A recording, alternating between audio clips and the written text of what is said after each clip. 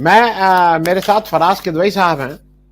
फराज साहब, स्वागत है। और आपका मैं इंतजार इसलिए कर रहा था कि आप एक ऐसी जगह से आते हैं जो शायद 100 साल पुरानी परंपरा या उससे पहले की हो। देवा शरीफ, ये बाराबंकी से आते हैं और ये इन्होंने लगाई दिया। देवा शरीफ हाजी वारिस अली शाह की दरगाह है। और उस दरगाह के बारे में कुछ मैं यूनिक चीजें मुझसे बेहतर ये बता देंगे, लेकिन मैं दर्शकों को एक जनरल बता दूं। उनके एक दोस्त थे, हिंदू राजा थे पंचम से। उन्होंने हाजी वारिस अली शाह के याद में वो दरगाह बनवाई थी। और वहां लंबा ट्रेडिशन है जहां पे पूरे कस्बे में लोग नाचते गाते होली मनाते हुए फाइनली दरगाह में जाते हैं और वहां होली मनाई जाती है। और वो एक बड़ा उत्सव होता है और इस बार भी खूब धूमधाम से मनाई गई, जो फराज किदवई साहब कहेंगे। मैं एक चीज और ऐड कर दूं। फराज साहब, जिसको थोड़ा ये है, जो श्रृंगार का एक भारत का एक सबसे पुराना कवि और जिसका जिसका उस पे उसकी उसकी तूती बोलती है, अमीर खुसरो के 700 साल पुराने ये हैं भक्ति के गीत, जो निजामुद्दीन औलिया में आज भी उनकी दरगाह पर वसंत उत्सव जो मनाया जाता है। ये सब वो ट्रेडिशन है इस देश का।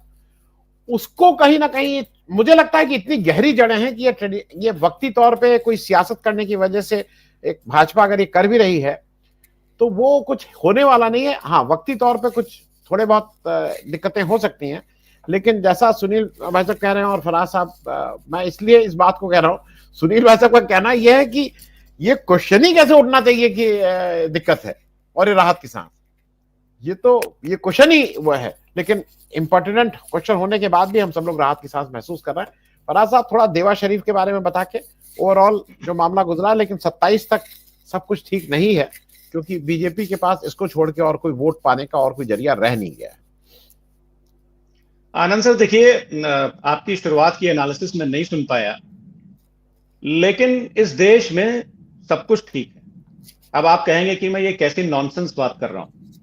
मैं इसलिए बोल रहा हूं कि जब होली नहीं आई थी उससे 4-5 दिन पहले डिस्कशंस होते थे टेलीविजन पे, हमारे दोस्तों के साथ डिस्कशन होते थे, तो मैं बोलता था कुछ नहीं होगा, मैं बोलता था कुछ नहीं होगा। और यकीन मानिए मैं दिल से बोलता था, क्योंकि मुझे पता है कि 48 साल की मेरी उम्र में हमने कभी नहीं देखा कि होली, झगड़े हुए होंगे, मैं ये नहीं बोल रहा हूं, लेकिन वो जो झगड़े होते हैं ज्यादातर 98% वो लॉ एंड ऑर्डर के इशू होते हैं।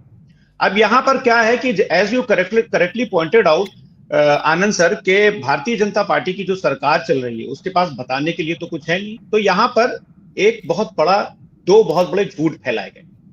एक झूठ यह फैलाया गया कि अलीगढ़ मुस्लिम यूनिवर्सिटी में होली खेलने पे पाबंदी है। आनंद सर, आप क्या समझते हैं कि वहां पर पाबंदी है, क्या थी? मैं ऐसी जनरल उससे पूछ रहा हूं, या पैनल पे जितने लोग बैठे हैं। मैं एएमयू से पढ़ा हुआ हूं और मैंने 3 डिग्री वहां से हासिल की, करीब करीब 10 साल में रहा। वहां पर होली में कभी पाबंदी नहीं। अब भारतीय जनता पार्टी को कुछ ना कुछ मसाला तो चाहिए होता है, तो उन्होंने क्या किया कि वहां पर करनी सेना के कुछ 5 कार्यकर्ता थे, उन्होंने कहा कि मुझे एक डेजिग्नेटेड स्पेस चाहिए। तो यूनिवर्सिटी प्रशासन ने बोला कि भाई डेजिग्नेटेड प्लेस तो हम ईद मनाने के लिए भी नहीं देते हैं। लड़के ईद मनाते हैं, अपना हॉस्टल में मनाते हैं, डिपार्टमेंट में मनाते हैं, आप जाइए खूब होली खेलिए, लेकिन ये डेजिग्नेटेड स्पेस का क्या मतलब है? तो उसको लेकर के एक परसेप्शन बनाने की कोशिश की गई कि एएमयू में होली नहीं खेलने दी जाती। मुझे याद आ रहा है सागर खयामी साहब का एक बहुत अच्छा शेर, सुनिएगा आनंद सर। आपने अमीर खुसरो की बात की, हो तो बहुत पायदार शायर थे, लेकिन सागर खयामी भी बहुत अच्छा लिखते हैं। उन्होंने लिखा है कि ऐसी कोई मिसाल जमाने में पाई हो, हिंदू के घर में आग खुदा ने लगाई हो, बस्ती किसी की राम ने यारों जलाई हो, और नानक ने राह सिर्फ सिखों को दिखाई हो। रामो रहीमो नानको ईसा तो सब नर्म है, चमचों को तो देखिए पतीली से ज्यादा गर्म है। पतीली समझते हैं, जिसमें खाना बनता है। तो प्रॉब्लम यह है कि आज की तारीख में वो चमचे भारतीय जनता पार्टी के जो कॉर्पोरेटर बनना चाहते हैं, जो एमएलए बनना चाहते हैं, वो जो एमपी बनना चाहते हैं, वो पतीली से ज्यादा गर्म है। मैं भी उस पर भी आऊंगा। आपके माध्यम से आपके आज के इस शो को लगभग 3 दिन में 1 लाख लोग देख लेंगे। मैं ट्रैक करता हूं कि कितने हिट्स गए, क्या हुआ। काफी पॉपुलर शो है आपका। एक और झूठ फैलाया गया कि मध्य प्रदेश के महू में इंडियन क्रिकेट टीम जब जीत गई थी तो कुछ मस्जिद के लोगों से उनका झंझट हुआ। This is correct. अब वो क्यों हुआ, क्या हुआ, कैसे हुआ, तो ये इन्फ्रेंस निकाला गया आनंद सर, जरूरी बात है ये, कि जिन लोगों ने इंडियन क्रिकेट टीम जो लोग सेलिब्रेट कर रहे थे उनसे जो झगड़ा हुआ वो एंटी नेशनल। चलिए 5 सेकंड के लिए मान लेते हैं कि वो लोग एंटी नेशनल थे, गद्दार थे इस देश। द हिंदू की 13 मार्च की ये खबर है आनंद सर, आप देख पा रहे हैं इसको कि नहीं देख पा रहे हैं? Yes. MP police share heads parades 9 youth in Devas for ruckus after India's cricket win. जी, अब मैं इसको बताता हूं। देखिए हुआ क्या कि जो देवास में ऐसे ही एक जुलूस निकल रहा था, इंडियन क्रिकेट टीम जीती थी। अब मैं आपको पढ़ के सुना रहा हूं।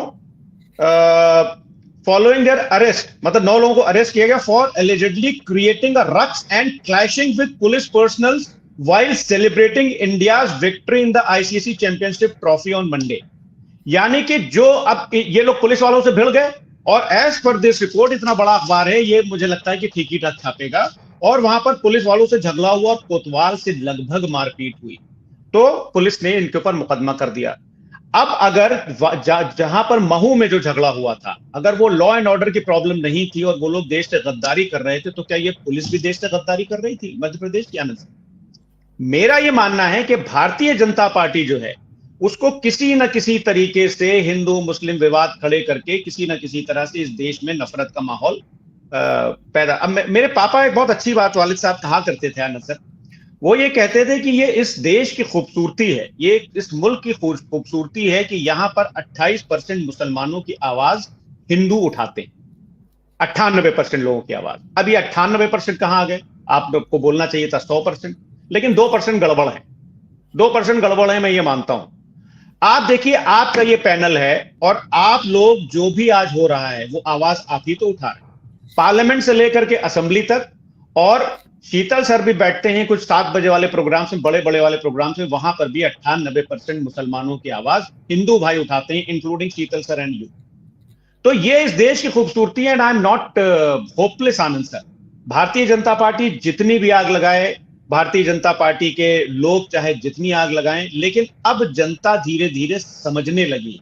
मेरी बातें होती हैं, जो वोटर है उन लोगों से बातें होती हैं, वो लोग बोलते हैं कि भैया इस, और मैंने कहीं पढ़ा भी आनंद सर कि इस तरह की जो डिस्ट्रक्टिव जो थॉट प्रोसेस है, जो स्कूल ऑफ थॉट है, जो विचारधारा है, उसकी उम्र लगभग 18 से 20 साल होती है। तो मुझे लगता है कि we are approaching towards the end only, क्योंकि जनता जो है आनंद सर, अब वो ये चाहती है कि भैया बताओ कि आज की, अब आपको पता है, एक आंकड़ा मैं आपको बताता हूं आनंद सर, कि इस देश की महिलाओं ने करीब करीब 2019 से लेकर के 2024 के बीच में इस देश की 4 करोड़ महिलाओं ने अपने सोने गिरवी रख करके 4.7 लाख करोड़ का उधार लिया है।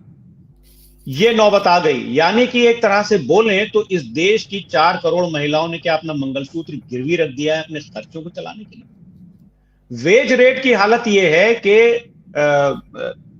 पीएलएफएस ये बोलता है कि 2019 के बाद से आनंद सर, आप यू नेम द सेक्टर, आप चाहे एग्रीकल्चर सेक्टर लीजिए, चाहे सर्विस सेक्टर लीजिए, मैन्युफैक्चरिंग सेक्टर लीजिए, कोई भी सेक्टर लीजिए, जो वेज रेट है वो फ्लैट है। जनता के पास खाने को पैसे नहीं है, लोग आत्महत्या कर रहे हैं आज। और आज हो क्या रहा है, देश के 9 करोड़ लोगों के पास देश का लगभग 60% इनकम शेयर है। ये देश में अमीर और गरीब की खाई बढ़ती जा रही है और जनता धीरे धीरे ये समझ रही है आनंद सर। लेकिन अब प्रॉब्लम कहां आती है? प्रॉब्लम वहां पर आती है कि इस देश में कुछ कपिल मिश्रा जैसे लोग भी हैं जो एक डीसीपी के सामने खड़े होकर के उकसाएंगे लोगों को झगड़ा करने के लिए, दंगा करने के लिए, और फिर वो मंत्री बन जाएगा, विधायक बन जाएगा। तो ये एक जो कॉम्पिटिटिव कम्युनलिज्म का जो एक भारतीय जनता पार्टी में जो ट्रेंड सेट हो रहा है। अब आप देखिए संजय, मुझे तो बड़ी हैरत हुई, संजय निषाद जी आ गए। मतलब संजय निषाद जी तो बहुजन मूवमेंट के प्रोडक्ट है और वो बहुजन की राजनीति करते हैं। वो कह रहे हैं कि पाकिस्तान चला जाना चाहिए, हिंदुस्तान में रहने का। उन्होंने तो ये अपनी आप समझ लिए पॉलिटिकल ग्रेव खोद ली है आनंद सर ये स्टेटमेंट देकर, क्योंकि संजय निषाद जी की भारतीय जनता पार्टी से ज्यादा दिन चलने वाला नहीं है। चाहे ओम प्रकाश राजभर जी हो, चाहे, अब मैं पूरी जिम्मेदारी से बोल रहा हूं, ये आप मेरा प्रोडिक्शन कहीं नोट कर लिए, चाहे संजय निषाद जी हो, चाहे ओम प्रकाश राजभर जी हो, चाहे जयंत चौधरी, इन लोगों की ज्यादा दिन भारतीय जनता पार्टी के साथ चलने वाला नहीं है।